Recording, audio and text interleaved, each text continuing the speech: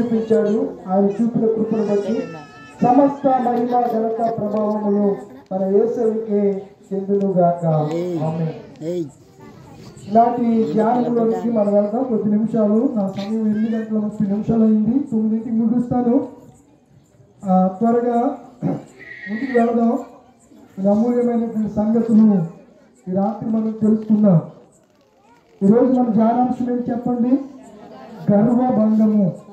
Pride fall అంటారు, అలాగే గర్వం. చాలా మందిలో నేటి దినాల్లో ఈ గర్వం చేత చాలా మంది పతనమైపోయినటువంటి పరిస్థితులు ఉన్నాయి. ఒకప్పుడు శృంగార నగరము, అత్యంత ఖ్యాతి కలిగిన రమణీయ నగరమైనటువంటి యెరూషలేములో ఉన్న సొలొమోను 8 సంవత్సరాలు కట్టించినటువంటి స్వర్ణ దేవాలయాన్ని చూసి ఆనాటి ఇశ్రాయేల్ ప్రజలు ఏం చేశారు చెప్పండి? గర్వించారు. గర్వించిన కొంతకాలానికే క్రీస్తు శకము 70లో టైటస్ అనే అలెగ్జాండర్ సైన్యాధిపత్యంలో ముగ్గురు సైన్యాధిపతులు ఉండేవారు. ఎవరికి? అలెగ్జాండర్కి.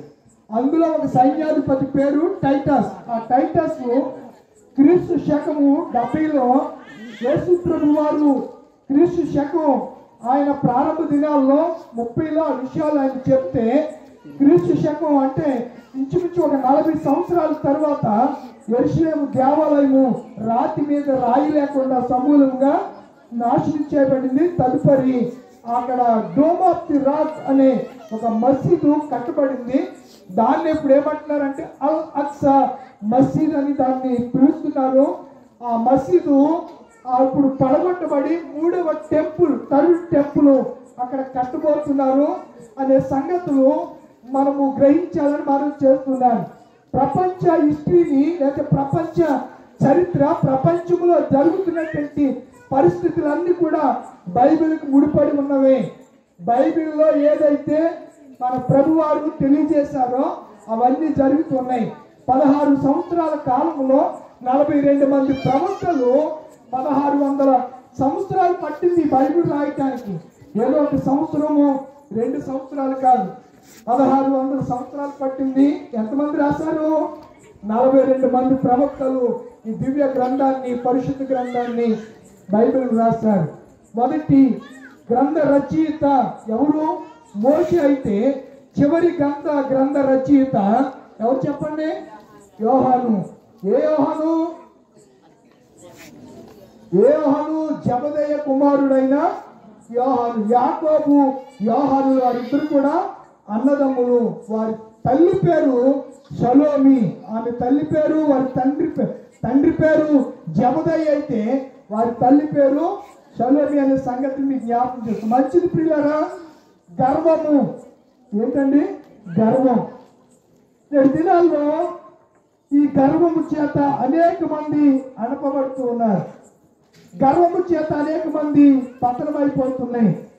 ఒకప్పుడు రష్యా దేశం అంతా ఒక దేశంగా ఉండేది. గర్వం చేత సోషలిస్ట్, కమ్యూనిస్ట్, కార్ల్ మార్క్స్ వీళ్ళ సిద్ధాంతాల ద్వారా కమ్యూనిస్టు దేశం కాస్త ఏమైపోయింది? ప్రజాస్వామ్య దేశంగా మార్చబడింది. ఒకప్పుడు ఆ దేశం గర్వము చేత ప్రపంచాన్ని శాసించగలిగిన దేశంగా ఉంటే, దానికి దీటుగా యుఎస్ఎస్ఆర్ అనగా యునైటెడ్ స్టేట్ ఆఫ్ అమెరికా అది కూడా అలాగే సమానంగా ఎదుగుతూ వస్తున్నటువంటి పరిస్థితుల్లో అమెరికా పైచేయి సాధించింది, రష్యా పతనమైపోయింది. రష్యా నుంచి విడిపోయిన దేశమే ఉక్రెయిన్. ఇంచుమించు ఇప్పటికి కూడా ఉక్రెయిన్కి రష్యాకి ఏం జరుగుతుంది చెప్పండి? యుద్ధం జరుగుతుంది. ఈ యుద్ధాలు ఇవన్నీ జరగడానికి కారణం ఏంటి చెప్పండి? నేను గొప్ప అంటే నేను గొప్ప, నా సైనిక బలం గొప్పదంటే నా సైనిక బలం, మా దగ్గర క్షిపణులు ఉన్నాయంటే మా దగ్గర ఇంకా ర్యాకెట్ లాంచర్స్ ఉన్నాయి అని చెప్పి ఎవరికి వారి ఘనతల గురించి, వారి గొప్పతనాన్ని గురించి గర్వపడుతూ వాళ్ళు తాము హెచ్చించుకుంటూ ఉంటే, పరలోకమందున దేవుడు అంట గర్విష్ఠులను చూసి ఏం చేస్తున్నాడంట? నవ్వుతున్నాడంట. ఎవరు చూసి? దయగలవారిపై దయ చూపించును కటి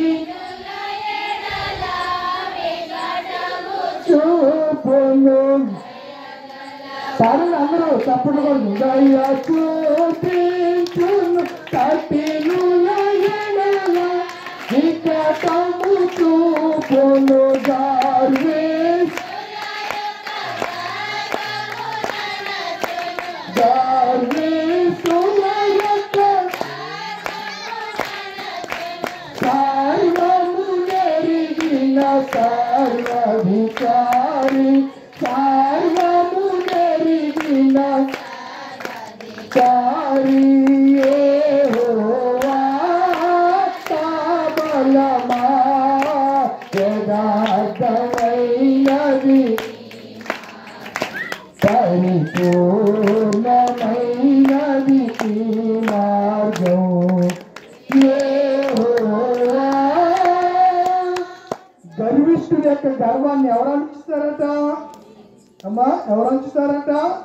దేవుడు గర్విష్ఠుడి యొక్క గర్వాన్ని అణుచువాడై ఉన్నాడు అనే సంగతిని ఈ ప్రశస్త రాత్రి నేను మీకు జ్ఞాపకం చేస్తూ ఉన్నాను. కనుక ప్రియమైన దేవుడి పిల్లలారా, ఈ లోకంలో గర్వం రావడంలో గర్విష్టి అని మనం ఎలా చెప్పాలి అంటే తను తాను హెచ్చించుకున్న వాళ్ళలో ఏమున్నట్టు? గర్వం ఉన్నట్లు. రెండవది, ఇతరులను చులకన చేసి మాట్లాడిన వారిలో ఏమున్నట్టు? గర్వం ఉన్నట్లు. మూడవది, దేవుడు చూపిస్తున్న కృపను విడిచిపెట్టి తన ఇష్టానుసారంగా జీవించే వారిలో ఏమున్నట్టు? గర్వము. ఈ మూడు కోవలకు చెందినటువంటి వారు గర్విష్ఠులు. ఒకప్పుడు లూసిఫర్ సాతాను గర్వించాడు. సభా పర్వతం మీద తను తాను హెచ్చించుకున్నాడు. యెషయా గ్రంథము 14వ అధ్యాయంలో ఈ విషయాలు మనకి కనబడుతూ ఉంటాయి. గర్వము చేత అపవాది ఏం చేపట్టాడు? పడద్రోయబడ్డాడు. ఎక్కడి నుంచి? పరలోకము నుంచి భూమి మీదకి పడద్రోయబడ్డానికి కారణం ఏంటి? గర్వం. నెబుకద్నెజరు పశువుల గడ్డి మేయడానికి కారణం ఏంటి? ఏమనుకున్నాడు? టైం లేదు కదా. ఏమనుకున్నాడు? ఈ రాజ్యము, ఈ అశ్షూరు సామ్రాజ్యం అంతా నా బలాధిక్యము చేత నేను స్థాపించిన సామ్రాజ్యం అని తన మనసులో అనుకున్నట్లుగానే అనుకున్న వెంటనే వాడు ఏమైపోయాడు? పశువుల గడ్డి వేయడానికి అడవులోకి వెళ్ళిపోయాడు. మరలా గర్వాన్ని విడిచిపెట్టి తన తప్పును తాను తెలుసుకుంటాను కానీ మరలా మామూలు మనిషి అవ్వాల. హిజ్కీ అనే రాజు ఉన్నాడు. ఆ రాజు కూడా దేవుడు కృప చూపితే దేవుడు కృపను బట్టి అతిశయపడవలసిన వాడు తనకున్నటువంటి బంగారపు డాళ్లను, వెండి డాళ్లను చూసి, రథాలను చూసి అతిశయపడ్డాడు. తద్వారా అతడు కూడా ఏం చేయబడ్డాడు? అణిచివేయబడ్డాడు. కనుక గర్విష్ఠులు దేవునికి అసహ్యులు. గర్విష్ఠులను ఆయన ఎప్పుడు కూడా లక్ష్య పెట్టడు అనే సంగతిని నేను మీకు జ్ఞాపకం చేస్తూ ఉన్నాను. కీర్తన గ్రంథం 59:12 వచనంలో ఈ రీతిగా సెలవిస్తూ ఉంది. చూడండి, 59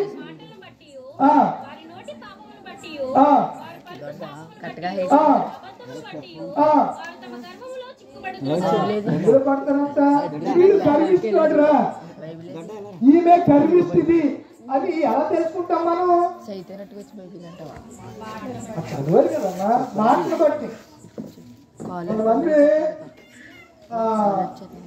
తమ్ముడు తామే ఏదో లేదు ఉన్నట్లుగా గొప్పగా ఊహించుకొని ఏదో తాముకి గొప్పవారు అన్నట్లుగా ఫీల్ అవుతూ ఉంటారు, చెప్పుకుంటూ ఉంటారు. అప్పుడు వీడు సెల్ఫ్ పడుతున్నాడని మనకి తెలిసిపోతుంది. సెల్ఫ్ డబ్బా అంటారు, SD అంటారు. దానికి ఏమంటారు? సెల్ఫ్ డబ్బా, సొంత డబ్బా. ఇప్పుడు ఈ మధ్యలో సెల్ఫీ అని ఒకటి వచ్చింది కదా. ఏమొచ్చింది? సెల్ఫీ. ఇప్పుడు ఇది వరకు ఎవరినన్నా ఫోటో తీసి మరి ఇప్పుడు ఎవరి ఫోటో ఆడే తీసుకుంటున్నాడు. తీసుకుని ఇది వాట్సాప్లో పెట్టడం, స్టేటస్లో పెట్టడం, ఫేస్బుక్లో పెట్టడం. ఎవరైనా ఎన్ని లైకులు కొట్టారో మళ్ళీ చూసుకోవడం. మళ్ళీ కొట్టకపోతే ఈ ఆమ్లెట్ అయిపోతుంది మొత్తం. ఎవరో లైక్ కొట్టలేదు అనుకోండి, ఎన్ని లైక్లు వచ్చినాయో తెల్లారేసరికి నా ఫోటోకి ఎన్ని లైక్లు వచ్చినాయో చూసుకుంటున్నారు. కొంతమంది సౌందర్యాన్ని బట్టి అతిశయపడేవారు, గర్వించేవారు. ఇలా రకరకాలుగా ఉంటే పరిశుద్ధ గ్రంథం ఏంటి అల్లరంటే పరిశుద్ధ గ్రంథం బైబిల్లో కీర్తనకారుడు రాస్తున్నటువంటి మాట 59:12 వారి నోటి మాటను బట్టి వారు గర్విష్ఠులు అని మనకి తెలుస్తుందంట. దేని బట్టి? నోటి మాటను బట్టి. మరొక మాట మీకు జ్ఞాపకం చేస్తాను చూడండి. సామెతల గ్రంథం 8వ అధ్యాయం 13వ వచనం. సామెతల గ్రంథము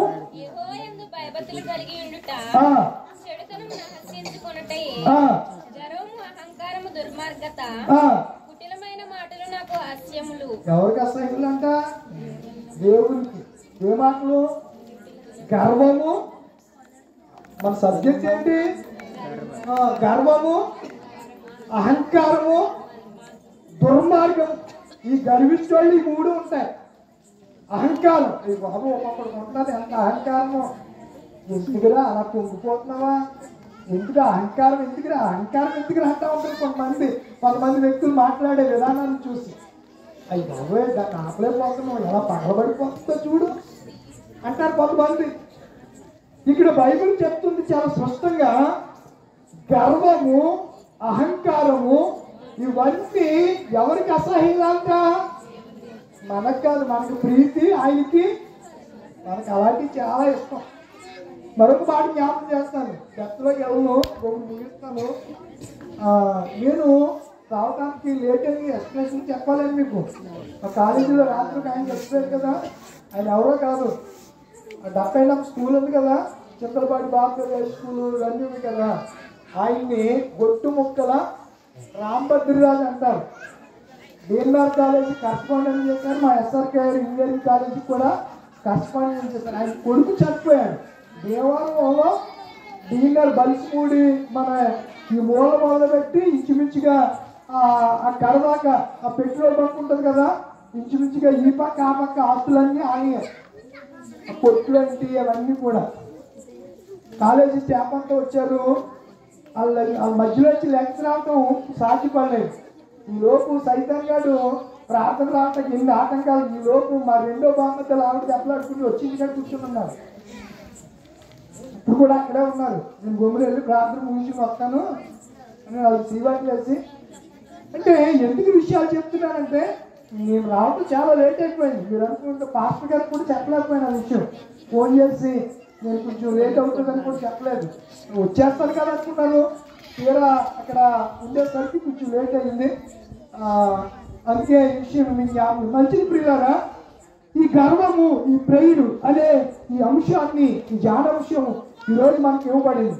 మీకా గ్రంథంలో కూడా ఆ విషయాలు చాలా స్పష్టంగా వ్రాయబడ్డాయి. మీకా గ్రంథము ఎన్ని చదివారు? 3:8 నుంచి.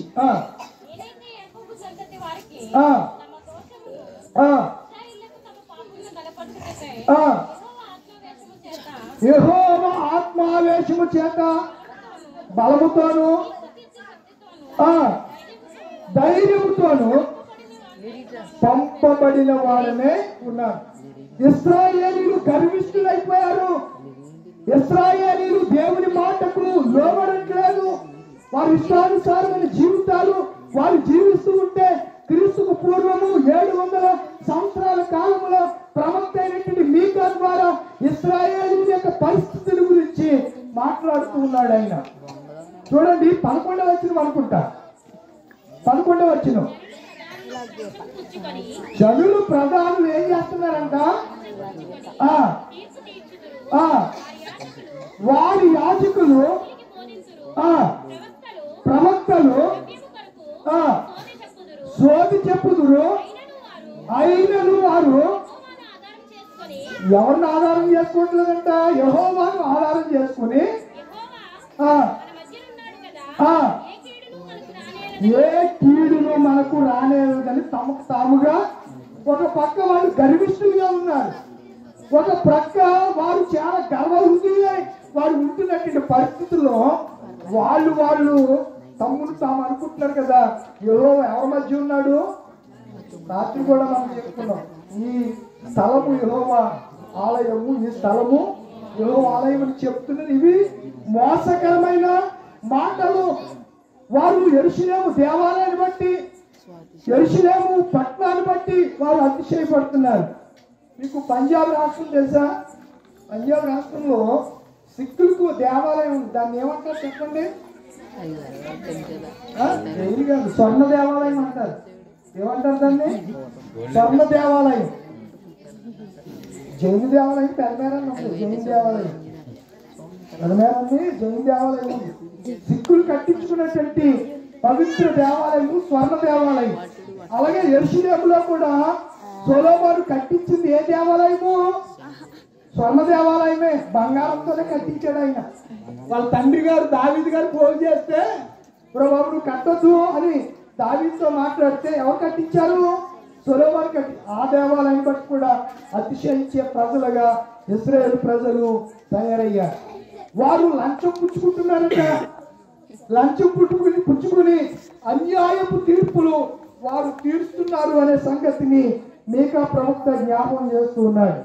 యెహెజ్కేలు గ్రంథము 28వ అధ్యాయము 17వ వచనములో చూడండి. యెహెజ్కేలు గ్రంథము 28:17వ వచనం.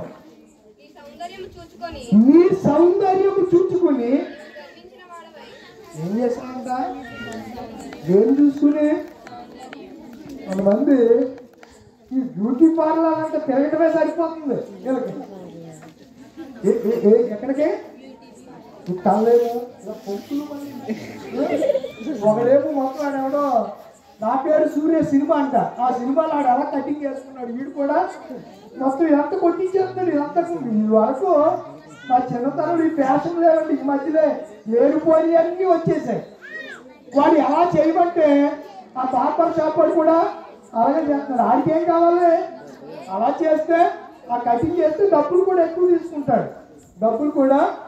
సౌందర్యం ఈరోజు సౌందర్య ఉత్పత్తులు కూడా బాగా పెరిగిపోయాయి. సౌందర్య ఉత్పత్తులు కూడా. లూసిఫర్ అంట తన సౌందర్యం చూసి ఏం చేశాడు? గర్వించాడట. సౌందర్యం చూసి ఎవరన్నా గర్విస్తూ ఉంటే మనం ఏమై ఉన్నాం చెప్పండి? ఏమై ఉన్నాం? మట్ట కాదా? జిగట మన్ను, మట్టి మనం. మన శరీరాన్ని సౌష్ఠ్యాన్ని చూసి మనం ఎప్పుడు కూడా గర్వించడానికి వీల్లేదు. నేర్చుకు వస్తే ఎంత దీనంగా మాట్లాడతామో, ఎంత దీనమైనటువంటి పరిస్థితికి వెళ్ళిపోతామో, దేన్ని చూసి మనం గర్వపడుతున్నాం. ఆ రోజు ఆ ఉత్తర సభా పర్వతం మీద అపవాది తన యొక్క సౌందర్యాన్ని చూసి ఏం చేశాడంట? గర్వపడ్డాడు. గర్వము చేత పడద్రోయబడ్డాడు అనే సంగతిని నేను జ్ఞాపకం చేస్తూ ఉన్నాను. ఇర్మియా గ్రంథము 13వ అధ్యాయము 15వ వచనాన్ని చదవండి. ఇర్మియా గ్రంథము 13:15వ వచనం. చెవి యొక్క వినుడి. ఏంటంట? ఎవరిస్తున్నారంట? ఏం ఆజ్ఞ ఇస్తున్నాడు? గర్వపడొద్దని చెప్తున్నాడంట. ఆజ్ఞ జ్ఞాపకం చేస్తున్నాడు. కమాండ్మెంట్. యెహోవా సెలవిస్తున్నాడు, గర్వపడకుడి. ఏం పడకుడు? గర్వపడకుడి. కనుక గర్వము మనిషిని నాశనానికి ఉందంట, నడుస్తాడంట. ఈ రోజుల్లో జరిగే పరిస్థితులు అవే. ముగింపులోకి వచ్చాను చూడండి. కీర్తన గ్రంథం 62:10 చదువుతారా? కీర్తన గ్రంథము 62:10 వచనం. బలత్కారమందు నమ్మిక ఉంచుకుడి. ఏం చేత? దోచుకోవటం, దాచుకోవటం. దోచుకోవటం, దాచుకోవటం. ఇది ఎక్కువైపోయింది ఇప్పుడు. దాచుకునే ద్వారా మీరేం పడద్దు? జెన్యూన్ గా వచ్చింది వేరు, అక్రమంగా వచ్చింది వేరు. జెన్యూన్ గా మనము చిన్న సంపాదన అయినా ఆ కష్టార్జితాన్ని దేవుడు నూరంతలుగా ఆశీర్వదిస్తాడు. అక్రమ సంపాదన నిలుస్తుందా? చెప్పండి. ఒకప్పుడు మా ఊర్లో కోనపరాజు సూర్యనారాయణ రాజు అని ఆయనకి 1000 ఎకరాలు ఉండేది. మీరు మా ఇంటికి వచ్చారు కదా, ఆ చెరువులన్నీ రఘురామకృష్ణరాజు. ఇప్పుడు మా ఇంటి ముందు ఉన్న చెరువులు ఎవరు అనుకుంటున్నారు? రఘురామకృష్ణరాజు అని మా ఉండి ఎమ్మెల్యే గారి ఆ చెరువులన్నీ కూడా ఆయన్ని. మా ఊరే అత్తోరు. ఆయనకి పొలము అక్కడ మా ఇంటికి పొలాలన్నీ ఆయనకి ఇచ్చారు. ఆ కూతురికి రాజులు మనకులా కాదు, కూతురికి కట్నం కింద ఇస్తే అది అలాగే ఉంచుతారు. మనమైతే త్వరగా ఎప్పుడు ఇస్తావా, వెళ్ళి పట్టుకొస్తావా, తస్తావా, తెచ్చినట్టునే వీడు 3వ రోజు ఏం చేస్తాడు అన్నట్టాడు. రాజులు అలా కాదు, అసలు ఆడపిల్ల ఆస్తి జోలికి రానే రాదు, అది అలాగే ఉంటానే ఉంటారు. ఆడపిల్లల ఆస్తి జోలికి వాళ్ళు రాదు, ఆడబిడ్డకి ఇచ్చింది అలాగే ఉంచుతారు. ఆ ఆస్తి అంతా ఇప్పుడు వీడికి వచ్చింది. అవన్నీ వెయ్యి చెరువులు తవ్వేసి ఇష్టానుసారమైనటువంటి పరిస్థితుల్లో ధనగర్వం, ఏ గర్వం, ధనగర్వం. కొంతమంది డబ్బుని బట్టి కూడా గర్విస్తూ ఉంటారు, కొంతమంది కుటుంబాన్ని బట్టి గర్విస్తూ ఉంటారు. వెనకాల నాకు 10 మంది ఉన్నారు అని ఈ గర్వంలో చాలా రకాలు ఉంటాయి. గర్వంలో చాలా రకాలు ఉంటాయి. కొంతమంది తమ బలాన్ని చూసి గర్విస్తూ ఉంటారు. గర్వపడే వాళ్ళు లేరా? బలం. కొంతమంది ముక్కొట్టినా అబ్బొద్దులా వచ్చి పడిపోతూ ఉంటాడు. ఎందుకు మాట చెప్పాను చెప్పండి? అలాంటి వాళ్ళు కూడా ఉన్నారు. కొంతమంది ఇంకా ఏమి వెనక ముందు ఆలోచించకుండా రొమ్మిరుసుకుని వచ్చేస్తూ ఉంటారు. ముందుకు మీదకి వచ్చేస్తూ ఉంటారు.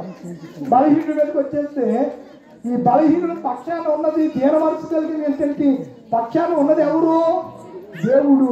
ఆయన ఏం చేస్తాడు? ఈ గర్విష్ఠులు లేదు ఒక జనాన్న ఎన్నిసార్లు గర్తించిన గర్తింపునకు లోబడిన వాడు మరి తిరిగి లేకుండా హఠాత్తుగా నాశనమవుననే మాట మనము బైబిల్ గ్రంథంలో చూడగలుగుతూ ఉంటాం. కనుక నా ప్రియమైన దేవుని పిల్లరా, గర్వాన్ని విడిచిపెట్టాలి. ఎవ్వరూ గర్వపడడానికి వీల్లేదు. ఏం కలిగి ఉండాలి? మనం దీన మనసు కలిగి ఉండాలి అనే సంగతిని నేను మీకు జ్ఞాపకం చేస్తున్నాను. కనుక ఈ గర్వాన్ని ఈ రాత్రి మనం విడిచిపెడదాం. వినయము గల మనుషులను వర్తిల్ల చేసేదవు, గర్విష్ఠుల గర్వము నడచి గట్టె నుండి దించెదవు, నాదు ఆశ్రయ దుర్గమా, నేనంత నీవారని, ఎంతటి వాడను నేను యేసయ్యా, కొంతైన యోగుడము కానయ్యా, ఇంతగనం రక్షించుటకు ఈ స్థితిలో నన్నుంచుటకు, ఎంతటి వాడను యేసయ్యా, కొంతైన యోగుడము కాదయ్యా. మనల్ని హెచ్చించేవాడు ఎవరు చెప్పండి? దేవుడే. ఆయన హెచ్చించాలనంటే ఆయన బలిష్టమైన చేతి కింద మనం ఎలా ఉండాలి? అనిది మనిది దీన మనసులో ఉన్నవారిని దేవుడు అత్యధికంగా ఏం చేస్తాడు? ఆయన హెచ్చిస్తాడు. ఒకరి గర్వము వారిని తగ్గిస్తే పాస్టర్ గారు చెప్పారు ఇందాక, వారి వినయం వారిని ఏం చేస్తుంది? హెచ్చిస్తాడు. మనం ఏం కలిగి ఉందాం? గర్వాన్ని కలిగి ఉందామా, వినయాన్ని కలిగి ఉందామంటే దేవుడు చెప్తున్నటువంటి మాట, గర్విష్ఠులై మీరు ఉండకుడి, కొమ్ము ఎత్తకుడి, హెచ్చుగా కొమ్ము ఎత్తకుడి, పొగరు పట్టిన మాటలు కీర్తన గ్రంథంలో ఉంటుంది. 80వ కీర్తన. గర్విష్ఠులై ఉండకుడి, పొగరు పట్టిన మాటలు మా కొమ్ము ఎత్తకుడి, హెచ్చుగా కొమ్ము ఎత్తకుడి. చాలా మంది సామెత అంటారు, ముందొచ్చిన చెవుల కంటే వెనకొచ్చిన కొమ్ములు వాడా వేడా? చెప్పండి, వాడా వేడా? బాబు మీకు సాగుతుడు రాలేదు. మీకు వాడి ఆ కొమ్ములు చూసి కొమ్ము దేనికి చూసినంటే గర్వానికి చూసిన. కొంతమంది కొమ్ములు వచ్చేసి అంటారు. పిల్లలు ఎప్పుడు అమ్మా విన్నారు ఈ మాట? కొమ్ములు వచ్చేసి వీడికి అంటారు. అంటే గర్వం వచ్చేసిందని. ఆ మాటకి అర్థం ఏంటి అనుకుంటున్నారు? కొమ్ములు వచ్చేసింది అంటే గర్వం వచ్చేసిందని అర్థం. ఎప్పుడైతే గర్వం మన జీవితాల్లో ప్రవేశించిందో నాశనానికి దారి తీస్తాడు. కనుక గర్వాన్ని ఏం చేయాలి? ఎంత ఉన్నా సరే కలిగి ఉన్నదేమో ఆయన లేకుండా కలిగి లేదు. ఈరోజు మనం సజీవంగా ఉన్నామంటే కేవలం దేవుడు. ఒక ఇల్లు కలిగి ఉన్నామంటే దేవుడి కృప. ఒక వస్తువు కలిగి ఉన్నామంటే, ఒక వాహనం కలిగి ఉన్నామంటే, మనం ఈ రోజు ఇలా ఉన్నాము అంటే అది కేవలము దేవుడు ఉచితమైన కృపే, కానీ నీ బలాతిశయం ఏమాత్రము కానే కాదు. దేవుడి కృప. మనం కృప కిందకి రావాలి. దేని కిందకి రావాలి? కృప కిందకి రావాలి. కృప కిందకు రావాలి. కృప కింద ఉన్నవాడికి ఏది దేవుడు తక్కువ చేయనే చేయడు. కనుక కృపలో నిలిచి ఉండాలి. కృప కింద మనం ఉండాలి. కృపలో నడవాలి. అనగా యేసులో మనం నడవగలిగితే దేవుడు మనల్ని అత్యధికంగా ఆశీర్వదించాడు. ఇప్పుడు పాడాం కదా, వినయము గల వారిని ఆయన ఏం చేస్తాడు చెప్పండి? వర్తిల్లా. పాట పాడాను కదా, మీకు అర్థమవుతుందని పాట పాడతాను నేను. వినయము గల వారిని ఆయన ఏం చేస్తాడు? వర్తిల్లటం అంటే ఆశీర్వదించడం. ఎన్లార్జ్ అంటాడు. విశాలపరచబడటం. సరిహద్దులు విశాలపరచబడతాయి. లోబడండి దేవుడికి. గర్వహృతులై ఉండకండి.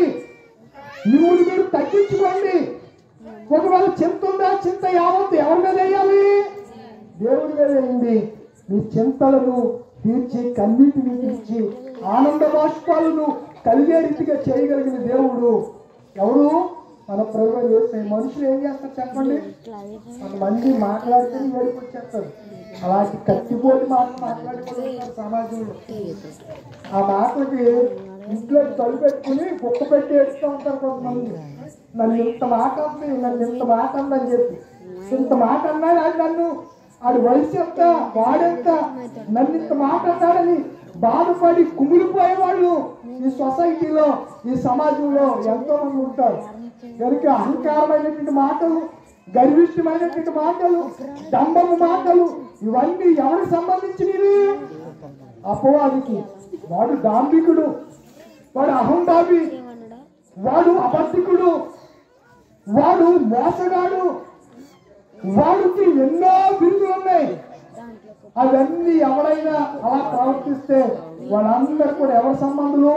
అపవాది సంబంధులు. ఇది ప్రశస్త రాత్రి ప్రేమ్ అని గర్వభంగం.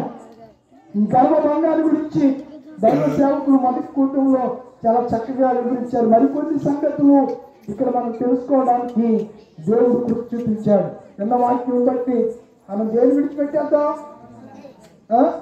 సహోదరులు ఏం కలిగి ఉండాలి? గర్వం కలిగి ఉండాలి. ఐక్యత కలిగి, సమాధానం. కొంతమంది ఆ పక్కింటి కాకినట్టు ఆ పక్కింటి రావట్లేదు. ఇదేమో జబ్బు ఏంటో. పర్లోకి వెళ్ళాక ఎలా అయితే ఏదో పర్లోకి వెళ్ళరు. ఇంటి బట్టికి ఖచ్చితం. సమాధానంగా లేకపోతే అందరితో సాధ్యమైనంత వరకు అందరితో ఎలాగ ఉండాలి? మనం సమాధానంగా ఉండాలి. లేకపోతే పరలోకాన్ని స్వతంత్రించుకోలేదు. ట్రై చేయండి, ప్రార్థన చేయండి, గర్వాన్ని విడిచిపెట్టండి, ప్రభువు లోబడండి. ప్రభు మిమ్మల్ని సమృద్ధిగా దీవించి ఆశీర్వదించును గాక. ఆమె దయచేసి ప్రార్థన చేస్తారు. తల్లి వచ్చండి, కళ్ళు మూసుకోనండి. ప్రార్థన. సర్వశక్తి అత్యంత కృప కలిగిన దేవ, మీ ఘనమైన నామానికి లెక్కలేని వందనాలు, స్తోత్రాలు చెల్లిస్తున్నాను. లేఖలోని 7వ రోజు నాయన 2వ పోతున్నాం. తండ్రి బొడ్డుపల్లి రూతమ్మ గారు నాయన, అలాగే అబ్రహాం గారు, నయోమి గారు, రాజారావు గారు, దివ్య గారు, నర్సిత గారు, మయోస్వామి గారు, అలాగే పోతురాజు మరియమ్మ గారు, రాజరత్నం గారు, పత్తి కాంతకుమారి గారు, మాణిక్యమ్మ గారు బట్టి ప్రార్థన చేస్తున్నాం. వచ్చినటువంటి సంఘ బిడ్డలందరినీ బట్టి వందనాలు, స్తోత్రాలు. ప్రతి ఒక్కరిని దీవించండి, ఆశీర్వదించండి, మీ కృపలో బలపరచండి. అయ్యా ప్రభు, నాటి అంశమునైనా భంగమునైనా దేవ గర్వభంగములను బట్టి అయ్యా అనేకులు ప్రభు అతిశయాలతో ప్రభు జీవిస్తున్నారు. అనేకులు ప్రభు అతిశయ కారణాలను వెతుక్కుంటూ ఉన్నారు. ఏ విధమైనటువంటి గర్వము అయ్యా పరలోక రాజ్యానికి తీసుకు వెళ్ళగలిగిన భక్తుల ద్వారా ఆయన మాట్లాడింపచేస్తున్న స్తోత్రాలు. అయ్యా ప్రతి ఒక్కరము కూడా గర్వాన్ని విడిచిపెట్టి సాత్వికమైన మనసు కలిగి విధేయతతో కూడినటువంటి అనుభవ జ్ఞానంతో ప్రభావం మెలగటానికి సహాయం చేయండి. అయ్యా నీ ప్రియ బిడ్డలైనటువంటి ప్రతి ఒక్కరిని దర్శించండి. ప్రతి ఒక్కరి యొక్క హృదయాలను ప్రభు రాతి హృదయాలు మాంస హృదయాలుగా మార్చండి. అయ్యా ప్రభు కూడికి వచ్చినటువంటి చిన్ని బిడ్డల నుంచి, యవనుల నుంచి, వృద్ధుల నుంచి, అయ్యా స్త్రీలేమి పురుషులేమి ప్రతి ఒక్కరిని కూడా దీవించండి, ఆశీర్వదించండి, మీ కృపలో బలపరచండి. ఈ ఆత్మీయ వసంత కాలంలో ప్రతి ఒక్కరు కూడా అయ్యా ప్రభు చిగురించబడడానికి సహాయం చేయండి. అయ్యా వృద్ధిలోనికి రావడానికి సహాయం చేయండి. దివారాత్రులు దేవుని వాక్యాన్ని ధ్యానించే బిడ్డలుగా మీ ఆత్మచేత ముద్రించండి. కుటుంబాన్ని ఆశీర్వదించి దీవించమని మీ కృపలో బలపరచుమని ప్రార్థన చేస్తున్నాం తండ్రి. ఏర్పాటు చేసినటువంటి పలహారాన్ని బట్టి వందనాలు అయ్యా ప్రభు. నాయన రెండంతలుగా ఆయన ప్రభు దేవా యొక్క పలహారాన్ని ప్రభు అందిస్తున్నటువంటి కుటుంబాలను దీవించండి, ఆశీర్వదించండి అయ్యా. అందించుకున్నటువంటి మాకు ఆరోగ్యము అయ్యా, పెద్దలకు ఆశీర్వాదాలుగా ఇచ్చేయండి. మీ కృపలో బలపరచుమని అయ్యా సమస్య మీ చేతులకు అప్పగించుకుంటూ మీరు మాత్రమే మహిమ ఘనత ప్రభావాలు పొందుకోమని నజరేయుడైన యేసు నామములో ప్రార్థిస్తున్నాను పరమ తండ్రి, ఆమేన్. పరలోకమందున్న మా తండ్రి, ఈ నామం పరిశుద్ధపరచుకున్న గాక, ఈ రాజ్యం వచ్చుగాక, మీ చుట్టూ పరలోకం నెరవేర్చుట్టు భూమి మీద నెరవేరుగా మనకు నాడు మాకు దయచేయండి. వాళ్ళ ప్రార్థన చేసిన కింద ప్రకారం మా ప్రార్థన క్షమించము, మమ్మల్ని చూడగలను తప్పించము. రాజ్యము శక్తి మహిమ నిరంతరం లేనావు తండ్రి, ఆమేన్. మన ప్రభువైన యేసుక్రీస్తు వారి కృప, దేవుని ప్రేమ, పరిశుద్ధాత్మ అన్యోన్య సహవాసము సన్నిధి పూర్వమైనటువంటి మీకందరికీ అలాగనే విభాగీయ రోజున సమస్త సంఘ సభ్యులకును ఈ కూటమిలో జరిగించుకున్నటువంటి ప్రతి ఒక్క కుటుంబానికి కుటుంబ సభ్యులకును దేవుని కృప సదాకాలం తోడుగా నేరుగా నడిపించి కాపాడి ఆశీర్వదించును గాక, ఆమేన్.